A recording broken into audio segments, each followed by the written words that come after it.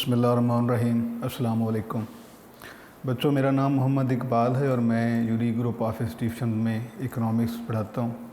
उम्मीद है कि आप अल्लाह के फजल करम से बाखैरियत होंगे। बेटे, online classes first year economics part 1, इसमें हम सप्लाई चैप्टर हमने स्टार्ट किया हुआ था। और जैसा कि हमारा चैप्टर कंप्लीट करने का जो एक पैटर्न है, उसमें सबसे पहले हम उसमें टॉपिक डिस्कस करते हैं, थ्योरी को पढ़ते हैं, उसके बाद उस चैप्टर के एमसीक्यू सॉल्व करते हैं और उसके बाद नेक्स्ट सेशन जो होता है उसमें हम उस चैप्टर से मुतल्लिक़ जो शॉर्ट होते हैं उनको डिस्कस करते हैं। तो अभी तक रसद सप्लाई के चैप्टर में हमने टॉपिक पढ़े हैं, जिसमें सबसे पहला टॉपिक था सप्लाई की डेफिनेशन है, सप्लाई स्टॉक में डिफरेंस है, उसके बाद लॉ ऑफ सप्लाई है, change in supply, elasticity of supply, ये हमने मुकम्मल कर लिया है। अब बेटे, आज से जो हम टॉपिक डिस्कस करने जा रहे हैं वो इस सप्लाई चैप्टर के हमने एमसीक्यू पढ़ने हैं। आज हमारा जो टॉपिक है वो एमसीक्यू का है। तो जैसा कि आपको पहले ब्रीफ किया था कि एमसीक्यूज़ जो है, इनको इसमें से दुरुस्त जवाब का इंतखाब ये बहुत ही समझें कि बड़ा सोच समझ से करने वाला ये काम होता है। तो आपको जब भी एमसीक्यू सॉल्व करवाए हैं, सबसे पहले आपको यही समझाया है कि इसमें आपने बड़ी एहतियात के साथ, समझ से, सोच से और दुरुस्त जवाब जो है उसका इंतखाब करना है। ये अक्सर ऐसा होता है कि जवाब बिल्कुल करीब करीब होते हैं, इसलिए जो है स्टूडेंट अगर जल्दी करता है उसमें गलती का इम्कान रह जाता है। तो बेटे, वही तरीका है, सबसे पहले आपने जो आपसे एमसीक्यू पूछा जा रहा है उसको आपने समझने की कोशिश करनी है कि क्या पूछा जा रहा है। उसके बाद उसके नीचे 4 ऑप्शन मौजूद हैं, ए बी सी डी। तो उनमें से चूँकि किसी एक का आपने इंतखाब करना होता है, तो सवाल जब आपकी समझ में आ जाता है कि क्वेश्चन आपसे कौन सा पूछा जा रहा है, फिर उसके मुताबिक आप उसके जवाबात को देखते हैं। तो उसमें से जो दुरुस्त जवाब होता है उसको आप मुंतखब करते हैं और वही आपका राइट वन ऑप्शन होता है। तो कुछ एमसीक्यू जो हैं वो वेरी सिंपल, बहुत आसान होते हैं, उनको जो है बहुत जल्दी समझ में आ जाते हैं। कुछ होते हैं टेक्निकल, जिनको समझना और उन पे इत्मीनान करना ये ज़रूरी होता है।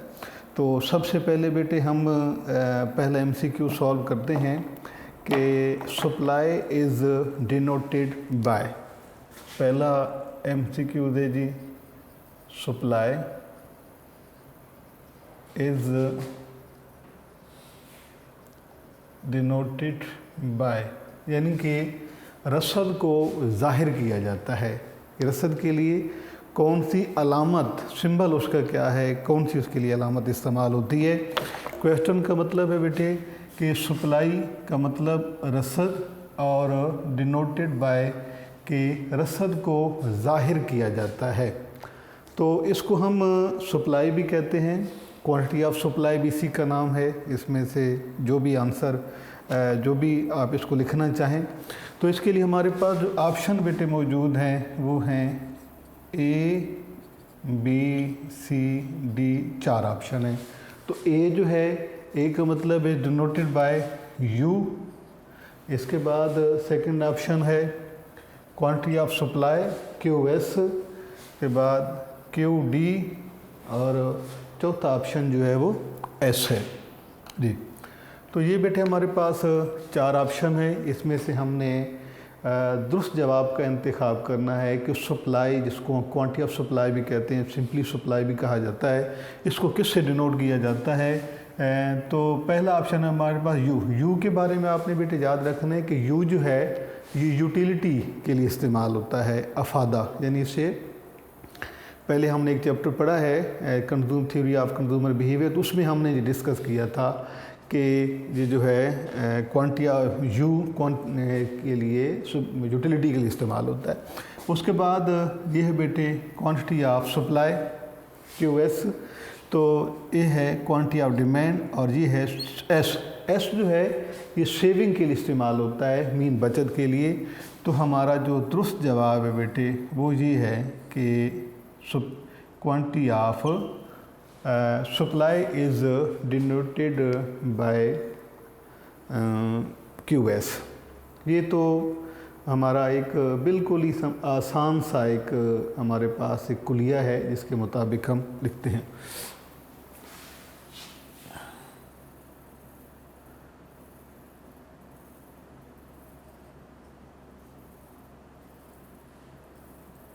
जी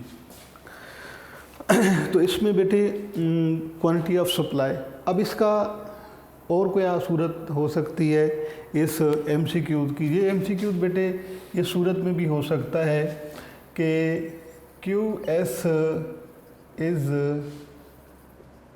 यूज्ड फॉर, कि QS जो है ये किसके लिए इस्तेमाल किया जाता है। अभी हमने पढ़ा है कि सप्लाई जो है वो किससे डिनोट की जाती है, QS से। तो अब ये ऐसा हो सकता है कि ये जो आपका जवाब है इसी का सवाल बना दिया जाए, जैसे कि आपके सामने मैंने ये लिखा है कि QS इज़ यूज्ड फॉर, इसमें A B C D, यानी कि जहाँ पर हम लिख देते हैं डिमांड, या दूसरा ऑप्शन क्वांटिटी, इसके अलावा तीसरा ऑप्शन जहाँ लिख देते हैं सप्लाई, और चौथा ऑप्शन जो है आप कोई भी यहाँ पर लिख सकते हैं प्राइस।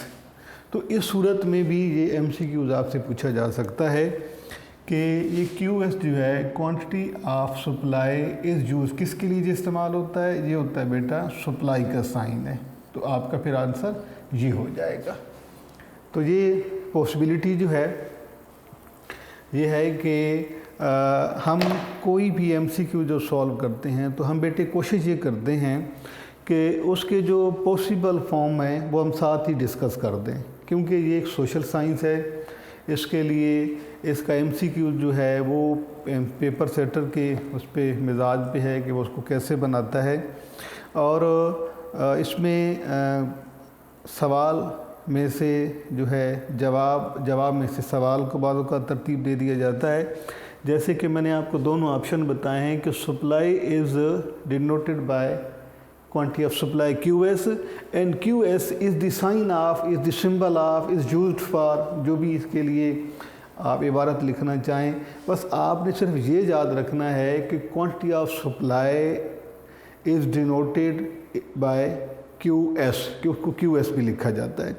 और सिर्फ जो सिंपल Q होता है उस बेटा क्वांटिटी ऑफ डिमांड भी हो सकती है, क्वांटिटी ऑफ सप्लाई भी हो सकती है। लिहाजा आप जो है इसको आपने नहीं देखना कि सिर्फ आपका Q जो है वो ऑप्शन नहीं हो सकता। ये उस सूरत में हो सकता है कि अगर वाज़ेह तौर पे लिखा हो कि ये जो है क्वांटिटी है ये सिर्फ सप्लाई के लिए इस्तेमाल हो रही है, तो ये ऐसा मुमकिन है। उर्दू में जो है आप इसे उर्दू में आपसे ये MCQ ऐसे हो सकता है कि जिस तरह से हम अभी ये पहला वाला हमने MCQ लिखा था कि रसद को ज़ाहिर किया जाता है, तो उसका आंसर बेटे आपका क्या होगा, QS। और दूसरा ये है कि QS अलामत है किस चीज़ की है, इसका आंसर बेटे आपने लिखना है रसद भी आप लिख सकते हैं, या उसे आप मिकदारे रसद भी लिख सकते हैं। ये दोनों बातें हैं। एक बात आप याद रखेंगे कि क्वांटिटी ऑफ सप्लाई जो है QS, ये रसद सप्लाई का साइन है। उसके बारे में आपसे जो भी MCQ पूछा जाएगा आप उसे बड़ी आसानी के साथ जो है वो उसका इंतखाब कर लेंगे। उसके बाद नेक्स्ट जो हमारे MCQ है बेटा, supply is the function of, MCQ है सप्लाई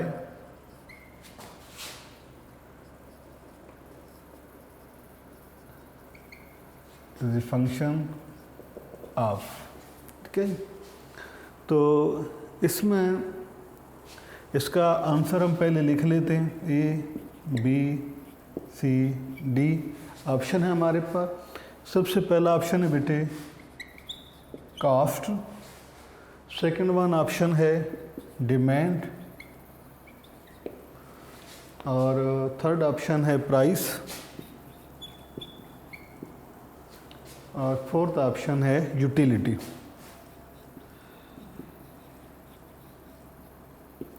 ये एक सवाल के हमारे पास 4 ऑप्शन हैं। सबसे पहले हमने ये समझना है कि ये पूछा आपसे क्या जा रहा है। सप्लाई हम जानते हैं कि quantity of supply, quantity that is presented in market for sale. और फंक्शन बेसिकली लफ्ज़ जो है ये यूज़ होता है रिलेशनशिप के लिए, और या आप यूँ भी कह सकते हैं कि सप्लाई डिपेंड्स ऑन। फंक्शन का मतलब है एक ऐसा उनमें रिश्ता पाया जाना जिसकी बुनियाद पर वो एक दूसरे पे डिपेंड करते हैं। तो सप्लाई किसके साथ रिलेट करती है, किस पे डिपेंड करती है? पहला है कास्ट, इसका मतलब है मसारिफ, और दूसरा ये है तलब, ये कीमत, और ये है अफादा। तो क्वांटिटी ऑफ सप्लाई है, ये हमने थ्योरी में भी पढ़ा था कि क्वांटिटी ऑफ सप्लाई या सप्लाई सिंपली जो है ये डिपेंड करती है प्राइस पर। क्वांटिटी ऑफ सप्लाई जो है ये प्राइस पे डिपेंड करती है, यानी सप्लाई डिपेंड अपॉन प्राइस, या आप ये भी कह सकते हैं कि supply is the function of price. अब ये फंक्शन जो है ये तो हमने यहाँ पर ये तय किया कि supply is the function of price, के हमारी जो क्वांटिटी ऑफ सप्लाई है वो प्राइस पे डिपेंड करती है। अब इसी एक रिलेशन को हम 3 इसके MCQs लिख सकते हैं। फ़र्ज़ करते हैं कि एक MCQs आपका ये भी हो सकता है कि सप्लाई फंक्शन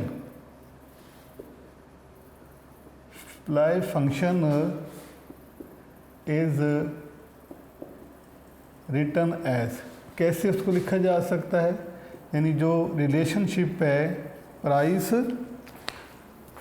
सप्लाई और प्राइस में जो रिलेशनशिप है उसे सप्लाई फंक्शन कहा जाता है। ये भी आपका एक MCQs हो सकता है कि relationship between price and quantity of supply is called supply function. तो बहरहाल हम ये पॉसिबिलिटी देख रहे हैं कि एक जो है इस 2 चीज़ों का ताल्लुक सप्लाई और प्राइस का, इन दोनों को मिला के हम इसमें से जो है बहुत सारे MCQs इसमें से हम उसको जो है वो फॉर्म कर सकते हैं। मसलन एक तो मैंने आपको बताया कि supply function is written as, कि हम उसको कैसे लिखते हैं। इसमें हम फ़र्ज़ किया यूँ लिख देते हैं कि QS is the function of Y, QS is the function of P, QS is equal to Y, या QS is equal to QD। ये मुख्तलिफ़ फॉर्म मैंने आपके सामने लिखी हैं। तो आपने इसमें से ये बताना है कि जो सप्लाई फंक्शन है, यानी relationship between quantity of supply and price, तो ये बेटा फंक्शनल फॉर्म में हम उसको इस तरह से लिखते हैं क्योंकि इस फंक्शन में प्राइस जो है ये इंडिपेंडेंट वेरिएबल है और डिमांड सप्लाई जो है ये डिपेंडेंट वेरिएबल है। तो इसे हम जो है इस सूरत में लिखेंगे QS is the function of P। इसके अलावा जितने भी ऑप्शन है, ऊपर का जो ऑप्शन है इसमें लिखा है QS is the function of Y, यानी quantity of supply depends upon income, वो ऑप्शन हमारा नहीं हो सकता। Quantity of supply depends upon price, ये ऑप्शन है। Quantity of supply is equal to income, ये भी गलत है। QS is equal to QD, mean supply is equal to demand, तो ये भी हमारा ऑप्शन जो है वो दुरुस्त नहीं है। तो दुरुस्त ऑप्शन इसमें बेटे जो है वो है QS is the function of P, जो कि मैंने आपको यहाँ पर लिख के दिया। अब इसी रिलेशन जो है ये जो हमने इसके सामने लिखा है, इसको बेटे हम इस सूरत में भी लिख सकते हैं। ये इस एक और सूरत भी इस MCQ की हो सकती है, और वो ये है बेटा कि relationship between price and supply is relationship between price and supply is, यानी इन दोनों ये जो दो हमारे पास वेरिएबल हैं, एक ये है प्राइस और दूसरा हमारे पास वेरिएबल है बेटे सप्लाई। तो इन दोनों के दरमियान पाया जाने वाला जो रिलेशन है उसको क्या कहा जाता है। उसके लिए आपके पास ABCD ऑप्शन हो सकते हैं, लेकिन आपने ये याद रखना है कि relationship between price and quantity of supply is called supply function. तो आपके आंसर में ये होना चाहिए, आपके जो ऑप्शन है आंसर उसमें ये होना चाहिए कि supply function, relationship between price and quantity of supply is called supply function. और लिखने का मैंने अभी इससे पहले जो MCQs हमने सॉल्व किया है उसमें मैंने आपको लिख के बताया है कि इसको लिखा कैसे जाता है। अगर आपसे वो MCQ पूछा जाता है लिखने के हवाले से तो वो बेटे जी है QS is the function of P, ये भी हो सकता है। तो सिंपली जो है एक MCQ आपसे पूछा जा सकता है जो आगाज़ में हमने यहाँ पर लिखा है कि supply is the function of price, एक MCQ हो सकता है, या ये भी हो दूसरा MCQ ये हो सकता है कि supply is related with price, ये भी हो सकता है। Supply relationship between price and quantity of supply is called supply function, इस पर भी एक MCQ हो सकता है। Supply function is written as QS is the function of P, ये भी MCQ हो सकता है। तो ये एक रिलेशन है क्वांटिटी ऑफ सप्लाई और प्राइस का। तो इसको आप जो है किसी भी सेंस में आपसे ये MCQ पूछा जा सकता है।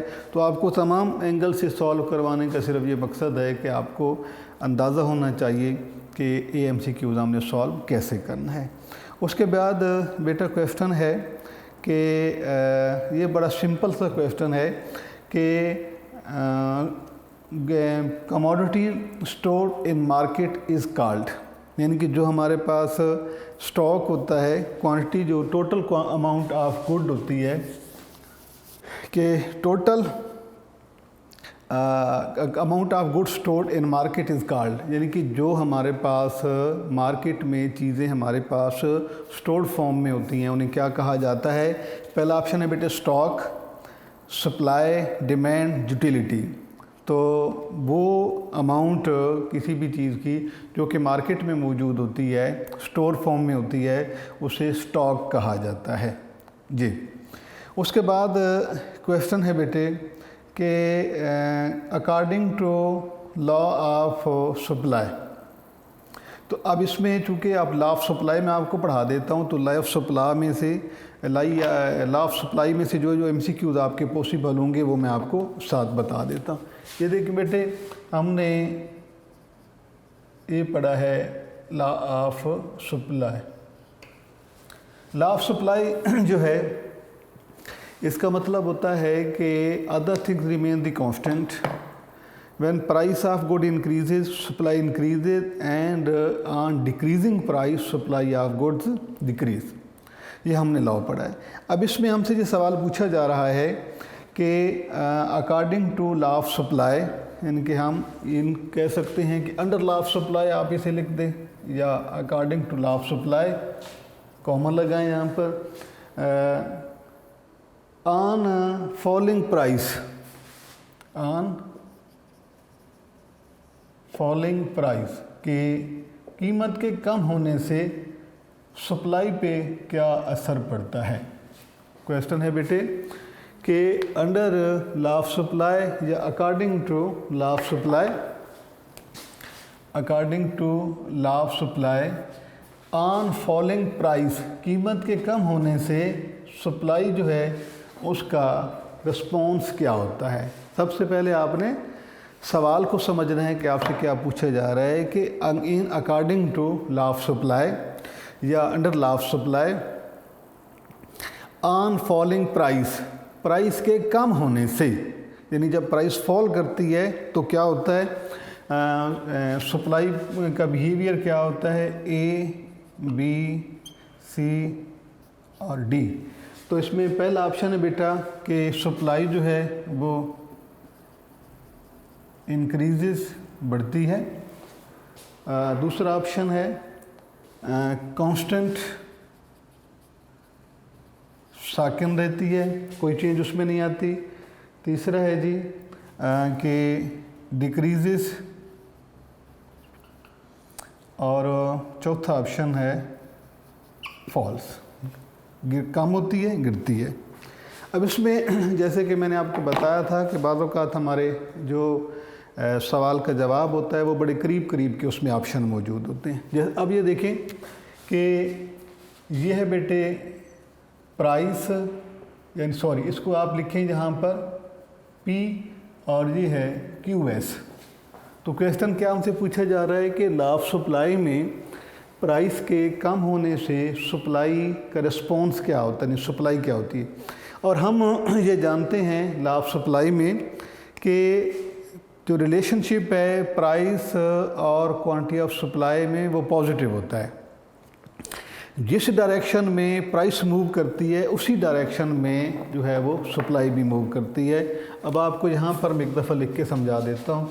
QS is the function of P, ये आपने अभी पढ़ा है। अब इसमें प्राइस कम होने से सप्लाई कम होती है और प्राइस के ज़्यादा होने से सप्लाई भी ज़्यादा हो जाती है, यानी इनमें पाया जाने वाला जो रिलेशन है वो पॉजिटिव है। तो अब आप ये देखें कि प्राइस के बात हो रही है कि प्राइस फॉल करेगी, क्या जी, तो सप्लाई क्या करेगी, इंक्रीज़ करेगी, नहीं, कांस्टेंट नहीं रहेगी, बल्कि ये क्या करेगी, डिक्रीज़ करेगी। और फॉल मैंने इसलिए आपको नहीं कहा क्योंकि फॉल जो है ये अदर फैक्टर्स से होता है। प्राइस की वजह से जो चेंज आती है वो इंक्रीजिंग, डिक्रीजिंग, या उसको एक्सटेंशन कॉन्ट्रैक्शन कहा जाता है। ये आपने उसमें पढ़ा है, जब हमने चैप्टर पढ़ा था चेंजेस इन सप्लाई, तो उसमें हमने डिस्कस किया था। लिहाजा हमारा जो दुरुस्त जवाब है वो ये है। ठीक है बेटा। अब अगर क्वेश्चन फ़र्ज़ किया हम इसको चेंज करते हैं, कैसे चेंज करते हैं जी, कि अब यहाँ पर अगर लिखा हुआ है कि under law of supply on falling price है, अगर हम इस फॉलिंग की बजाय जहाँ पर हम ये लिख देते हैं कि ऑन इंक्रीजिंग प्राइस, कि प्राइस के इंक्रीज़ करने से क्या होगा, तो फिर हमारा ऑप्शन ये होगा, क्योंकि हम जानते हैं कि प्राइस और सप्लाई में जो रिलेशन है वो पॉजिटिव है। अगर फॉल करेगी प्राइस तो सप्लाई भी डिक्रीज़ करेगी, और अगर ये इंक्रीज़ करती है, प्राइस इंक्रीज़ करती है, तो सप्लाई भी इंक्रीज़ करेगी, क्योंकि इनमें पाया जाने वाला रिलेशन जो है वो पॉजिटिव होता है। प्राइस के बढ़ने से सप्लाई बढ़ती है और प्राइस के कम होने से सप्लाई कम होती है। इसके अलावा इसी में से एक MCQ और भी हो सकता है कि the relationship between price and quantity of supply is positive, negative, implicit, single valued, कोई भी आपको फंक्शन बता दिया जाता है। तो आपने ये याद रखना है कि इन दोनों में रिलेशन जो है वो पॉजिटिव है। ठीक है, डायरेक्ट प्रोपोर्शन उसमें होता है, प्राइस के बढ़ने से सप्लाई बढ़ेगी और प्राइस के कम होने से सप्लाई कम हो जाएगी। तो इसमें तीसरा ऑप्शन जो हो सकता है, चौथा ऑप्शन वो ये हो सकता है कि supply function is increasing function, decreasing function, constant, sorry ये यहाँ पर बल्कि आपको मैं लिख देता हूँ, ये जो सप्लाई फंक्शन है ये किस नौइयत का होता है, सप्लाई फंक्शन। तो सप्लाई फंक्शन में क्या होता है कि दोनों जो वेरिएबल हैं वो सेम डायरेक्शन में मूव करते हैं, लिहाजा जब सेम डायरेक्शन में मूव करेंगे तो उसे इंक्रीजिंग फंक्शन कहा जाएगा। ये एक ऑप्शन के तौर पर आपने याद रखना है, इसे तकसीरी तफ़ाइल कहेंगे या इंक्रीजिंग फंक्शन। तो ये बेटे आपको MCQ सॉल्व करवाने के साथ साथ कोशिश ये की जाती है कि आप किस तरह से सॉल्व करवाए जाएं कि अगर कोई ऑप्शन चेंज करके भी अगर आपसे सवाल पूछा जाए तो आप बड़ी आसानी के साथ दुरुस्त जवाब का इंतखाब कर सकें। तो इंशाअल्लाह हम अपने अगले लेक्चर में इसी से जो MCQs अब हमारे सप्लाई के चल रहे हैं, इंशाअल्लाह हम अगले लेक्चर में भी सप्लाई के MCQs को सॉल्व करेंगे। अल्लाह हाफ़िज़।